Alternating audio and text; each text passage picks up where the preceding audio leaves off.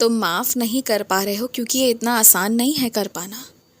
अगर गलती हुई होती तो फिर भी माफ़ कर दिए होते, लेकिन जब ये गलती बार बार दोहराई जा रही है, जो अब धोखा का रूप ले चुकी है, इसे माफ़ करना आसान नहीं है। या शायद तुम कर भी ना पाओ, पर मेरे कहने पर तुम अपने मन से उसे उतार दो, और सिर्फ मन से हटाना इतना ही करना है तुम्हें। रही माफ़ी और इंसाफ़ी की बात, तो वो मेरी जिम्मेदारी है, वो तो मैं देख लूँगा। पता है, जब कभी कभी मौका मिले, अकेले रहो, चुपचाप रहो, तो मन में जो चीज़ों को लेकर चल रहे हो ना, उसे मन के बाहर निकाल दो। आंसू के रूप में बहा कर निकाल दो बाहर। बहुत ज़रूरी है उनका निकलना। जो तुम्हारे साथ चल रहा है, वो सब कुछ आंसू बहकर बाहर निकल जाएगा ना, तो तुम्हारा मन हल्का हो जाएगा, तसल्ली मिल जाएगी तुम्हें। और अगर बाहर नहीं निकालोगे, उसे अपने भीतर लेकर चलते रहोगे, तो तड़पते रहोगे। और तुम्हारी तड़प जिस व्यक्ति के प्रति है, उसे तो ये मालूम भी नहीं चल पा रहा ना। रही बातचीत की बात, तो मैं बातचीत ज़रूर कराऊंगा तुम्हारी, लेकिन हर वो चीज़ जो तुम्हारे मन के विरुद्ध हो रही है, उसमें भी एक लीला है।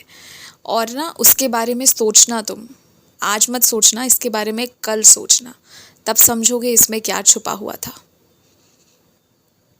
तुम हर उस मंदिर में आ पाते हो जहाँ मैं रहता हूँ, या ये कह लो कि जहाँ मैं रहता हूँ वहाँ मैं तुम्हें बुला लेता हूँ। हर उस जगह मैं बुलाता हूँ। जो लोग ये कह रहे हैं ना कि वो इस वक्त आजमा रहे हैं, और अगर भगवान जी ने उनकी नहीं सुनी तो वो फिर उस दरबार को छोड़ देंगे, तुम उनकी बातों से कभी भी एक पल के लिए भी 1% भी प्रभावित मत होना। ये बहुत गलत बात है। ये बाजार नहीं है जहाँ कोई सामान खरीदा जा रहा है, पसंद नापसंद किया जा रहा है।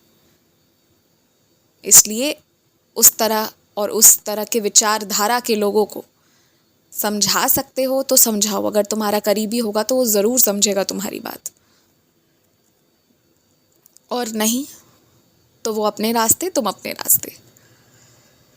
जो मंदिर में बैठकर पूजा करने के दौरान दूसरों का दुर्भाग्य मांग रहे होते हैं, कोस रहे होते हैं, और किसी व्यक्ति की बुराई उसके मुंह पर ही कर रहे होते हैं ना, ये बहुत गंदी आदत है, बहुत गंदी आदत।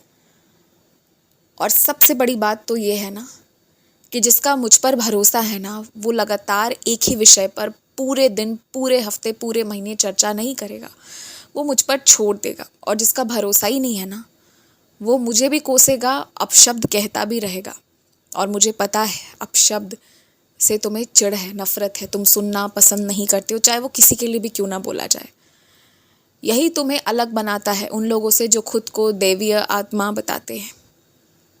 और जो इस तरह का व्यवहार करते हैं, उनका मन संतुलित नहीं है, उनकी भक्ति में वो सच्चाई भी नहीं है।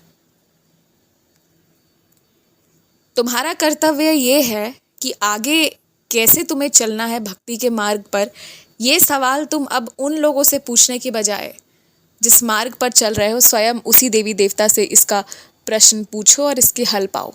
अब यही करना है तुमने। अब जो भी होगा आमने सामने बातचीत होगी, बीच में कोई नहीं। अब ज़रूरत भी नहीं है। खुश रहो।